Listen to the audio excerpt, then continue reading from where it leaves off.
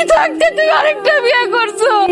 কি হইছে এত চিৎকার করতেছো কেন? আমার নতুন বউ। তুমি এটা কেমন কাজ করলা? তুমি বউ থাকতে তার অনুমতি ছাড়া তুমি আরেকটা বিয়ে করে নিয়ে এলা? কোন সাহসে আমার অনুমতি ছাড়া বিয়ে করছো? আমি আরেকটা বিয়ে করলে তোর কাছে অনুমতি নেওয়া লাগবে? ভাই তুই কেটা? আমি তোমার বউ। আরে তোরে তো আমি কোনোদিন বউ বইলা মানি না, আর কোনোদিন বাচ্চা থাকলে তোর বউ বইলা মানবো না। তোর মতো এমন একটা কাইল্লা বাঞ্জা মাইয়া আমার বউ না, কোনোদিন তোর মতো মায়ের লগে সংসার করা যায় না। আর তোরে বিয়ে করে আমি কোনোদিন শান্তি পাইছি না, সুখ পাইছি না? পারছো একটা বাচ্চার মুখ দেখাইতে আমার? কালাকে আমি নিজে ইচ্ছাতে হইছি, আল্লাহ তো আমার কালা বানাইছে। তোর কোনো কথা আমি শুনতে চাই না। তোরে বিয়ে করে আমার জীবনে সবচেয়ে বড় ভুল হয়েছে, তারপরেও আমার একটা সন্তানের মুখ দেখাইতে পারস নাই। ভালোই করছো কাইল্লা, তার উপরে বানজা।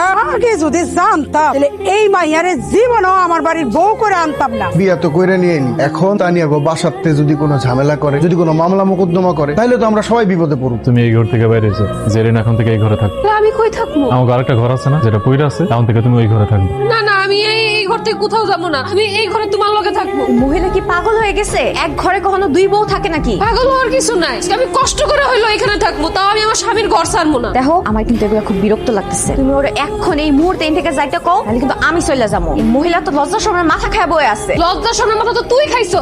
বিয়েতে পারে বিয়ে করে তার ঘরে উঠে গেছো। শুনছো তুমি? তোমার সামনে ও আমার সাথে কেমনে কথা কইতেছে?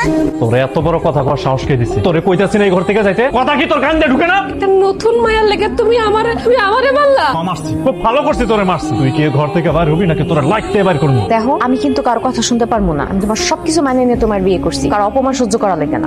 কি ব্যাপার? তুমি কি বলদ নাকি? ঘর দরজা লাগাও নাই? এই, তুই এই ঘরে ঢুকছিস কেন? ওই ঘরে আমার একলা অনেক ডর লাগতেছে, আমি ওই ঘরে একলা ঘুমাইতে পারবো না। দেখছো তোমারে কইছিলাম না এটা একটা খারাপ মহিলা, এমনি আমগর ডিস্টার্ব করা যায় সেই ধান্দায় আছে। এখন আবার নতুন বাহানা লয়ে আইছে। বিশ্বাস করো আমি কোনো বাহানা করতেছি না, তোমার কাছে একটা অনুরোধ। দরকার হলে আমি নিচে জায়গা করে ঘুমাইতেছি, তোমরা উপরে ঘুমাও, তাও আমার একটু রুমটা তো থাকতে দাও। মহিলা কি করে? এটি পাগল হয়ে গেছে নাকি? আজকে আমগর বাসর রাত, তিনজন একলগে ঘুমাবো না? ইসলামী পাইছো ফালতু মহিলা। এই যাইতে কইছি না, যা। তুমি বোঝার চেষ্টা করো, আমি তো তোমার ছাড়া কখনো থাকি নাই, আমি একলা থাকতে পারবো না, আমি তোমার লগেই থাকবো। কইছি না তোর এই ঘর থেকে যাইতে? যা কইতাছি।